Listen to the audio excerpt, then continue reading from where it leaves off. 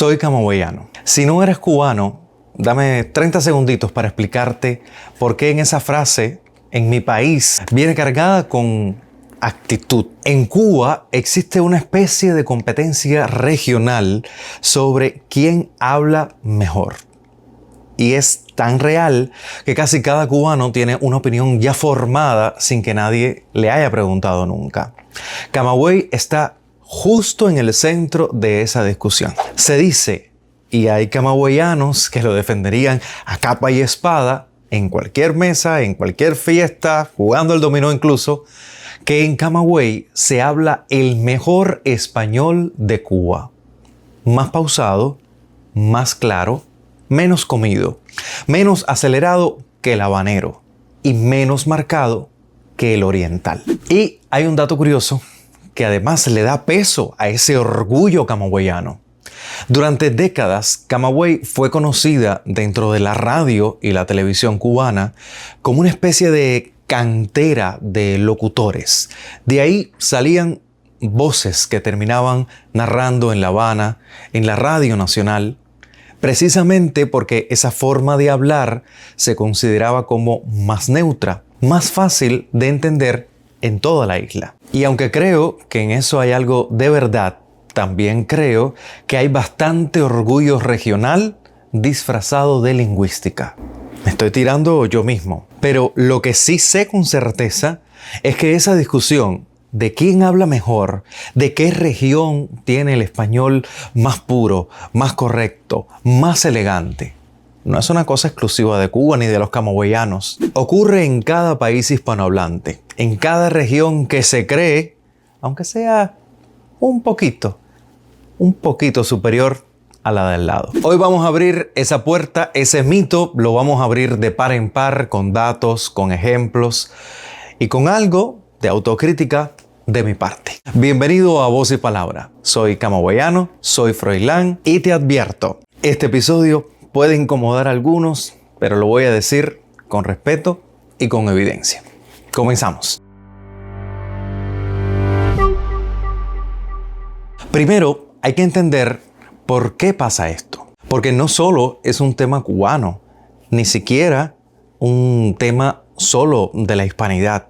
Es universal. Hay un concepto con el que yo estoy relativamente nuevo en sociolingüística que explica esto perfectamente.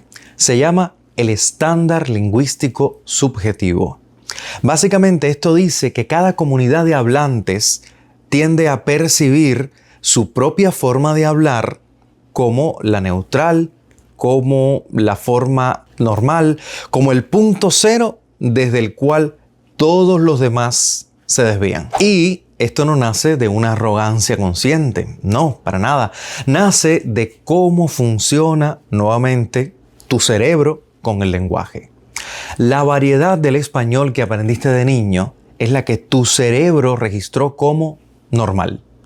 Todo lo que suena distinto, suena marcado, eso tiene un acento, eso suena, hablas un poco raro, aunque objetivamente el raro eres tú para esa otra persona que te escucha. Y cuando además la forma de hablar de tu región tiene rasgos que la cultura local asocia con la educación, como un ritmo pausado, una articulación cuidada, un vocabulario más formal, ahí el orgullo cultural se transforma fácilmente en una convicción. Nosotros hablamos mejor, y no porque sea cierto en términos lingüísticos, sino porque suena cierto dentro de la propia burbuja. Pero volvamos a Camagüey, me quedo en mi provincia. ¿Qué hay de verdad en ese orgullo? Bueno, hay bastante, tengo que ser honesto, pero voy a verlo y vamos a verlo tú y yo con ejemplos concretos. La variante del español camagüeyano dentro del español cubano mantiene rasgos más conservadores. Te voy a dar un ejemplo audible. En Camagüey es más común que se pronuncie la frase completa, la S al final de las palabras. Los niños, con la S bien clara, los niños. En zonas del Oriente o en partes de La Habana, esa misma frase tiende a sonar más como Lo niño, ¿entiendes? Esa S se debilita, está casi ausente. Lo niño. Otro ejemplo de la camagüeyaneidad es el ritmo. El habanero, sobre todo el habanero popular, tiende a un habla más rápida, con más elisión de sonidos. Se come, vamos a decirlo así, se come más el final de las sílabas. El camagüeyano en general articula con un ritmo más pausado y completa más las frases. Y hay una razón histórica detrás de esa fama de cantera de locutores que ya mencioné antes, cantera de la cual yo provengo. Camagüey tuvo desde la época colonial una tradición intelectual y literaria fuerte para una ciudad de su tamaño tan alejada de la capital del país. Teatros, imprentas, una vida cultural activa que valoraba el habla y cuidaba el habla como un signo de la educación camagüeyana. Ahora, ¿eso significa que el español camagüeyano es mejor que el español habanero o el español oriental? No. Significa que es diferente y que algunas de esas diferencias resultan, en ciertos contextos, más fáciles de entender para un oído que es externo. Eso no es lo mismo que ser superior, que hablar mejor. Y aquí digo algo con un gran afecto hacia mi tierra, hacia mi Camagüey. Ese orgullo regional, cuando se convierte en superioridad, es una trampa. Hace que el camagüeyano que llegue a La Habana o a Santiago de Cuba mire con condescendencia el habla habanera o santiaguera. Y esa condescendencia hace que pierdas algo valioso, hace que pierdas la capacidad de escuchar y aprender de todas las variedades del idioma, de todos los sonidos cubanos. Pero ya te lo decía al principio, no somos los cubanos los únicos solos en esta discusión. Muchacho, ni de lejos.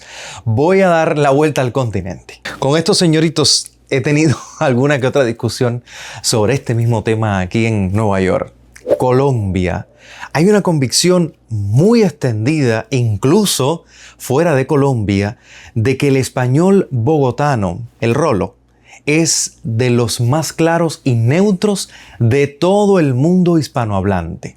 Tanto que las compañías internacionales de doblaje y locución han buscado durante años voces colombianas de Bogotá, precisamente por esa percepción de neutralidad. Si aquí en Estados Unidos llamas a una línea que esté en español, esa línea, estoy convencido que en un alto por ciento de las veces te va a contestar un colombiano. Pero el bogotano es solo una de las variedades del país. Está el costeño, que es el de Barranquilla y Cartagena, con un ritmo completamente distinto, más cantado, más rápido. Está el paisa de Medellín, con sus propias particularidades.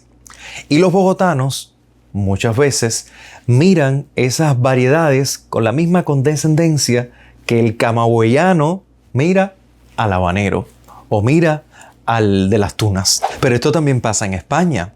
En ese país, durante décadas, se asumió, y todavía hay quien lo asume, que el castellano de Castilla es el español original y, por tanto, el más correcto, como si el idioma fuera propiedad de una región y el resto del mundo usara el castellano de Castilla prestado.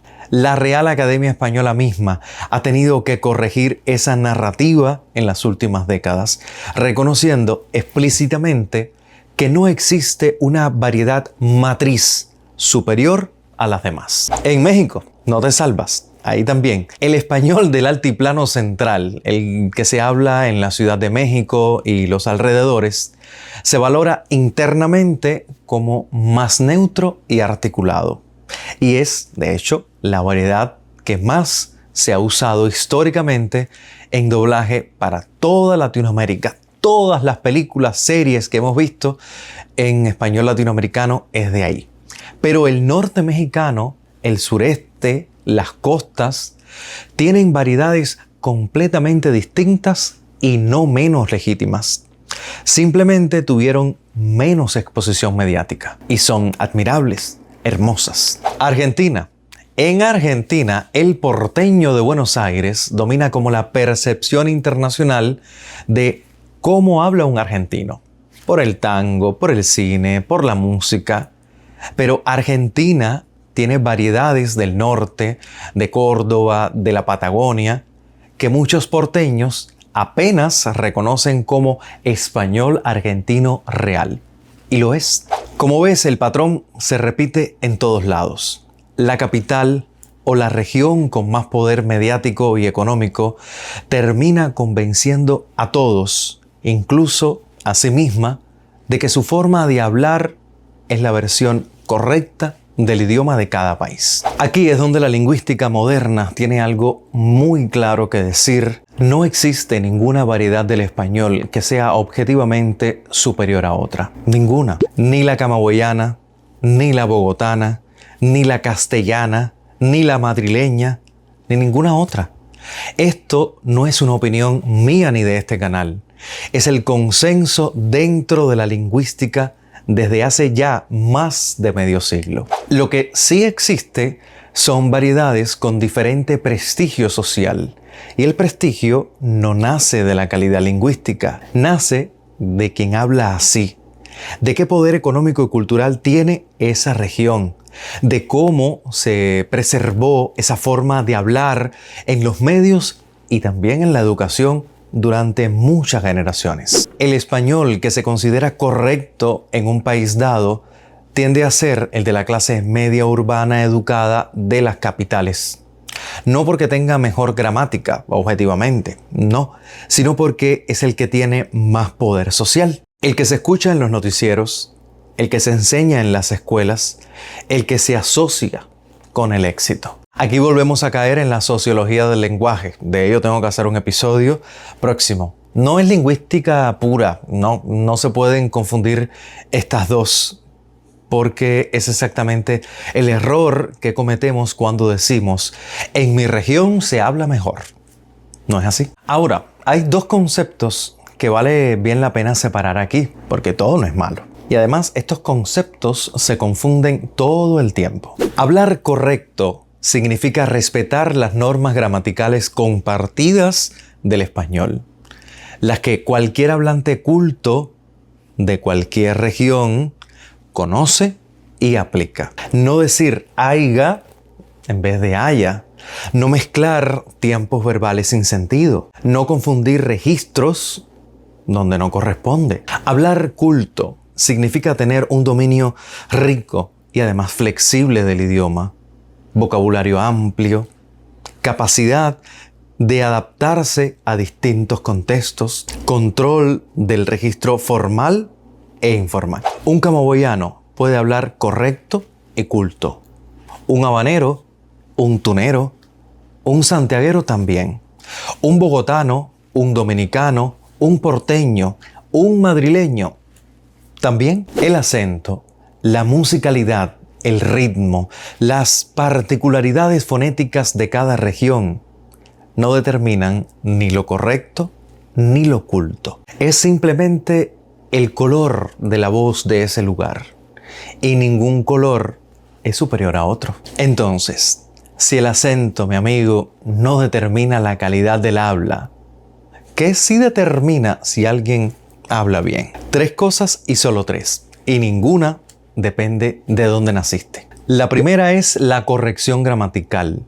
Respetar las normas básicas del español culto, sin importar tu región de origen. La segunda es la claridad, que lo que dices se entienda, que articulas, que pausas, que estructuras tus ideas de forma de que quien te escucha pueda seguirte sin esfuerzo, que te entiendan. Y la tercera es la adecuación al contexto. Hay que saber cuándo usar el registro formal y cuándo el registro informal. Cuando tu jerga regional suma color, cercanía, alegría, y cuándo necesitas moderarla para que un oyente de otra región o una situación formal te entienda sin perderse. Esto parece como un chiste. Un camboyano, un habanero, un bogotano, un costeño, un porteño, un dominicano y un madrileño entraron a un bar. Mira, todos la pasaron bien. Todos pueden lograr esas tres cosas de las que ya te dije. Y ninguna región tiene ventaja de nacimiento sobre las demás en ninguna de ellas. Porque las tres son habilidades que se entrenan.